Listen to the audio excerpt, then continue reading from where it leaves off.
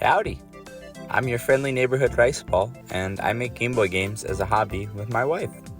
I learned how to make games while being a janitor, so you can too. On this channel, I invite you to come on the grand and rigorous adventure of game development. On this channel, you'll find devlogs, behind-the-scenes looks, tutorials, and tips on game development. Follow along with my current devlog project that follows my development of a modern Game Boy game called Expiration Date, where a sentient milk carton goes on an adventure to save a food-themed princess. If you told me as a kid that I wouldn't make video games one day, I would have never believed you. Please be assured this channel is a passion project, and I want to share my passion with you. Speaking of you, yes, you, I love hearing from you. Feel free to comment with your thoughts, questions, and suggestions on any of my devlogs. I invite you to become even more involved with development. The best way to be involved is through my Patreon, which is free to join.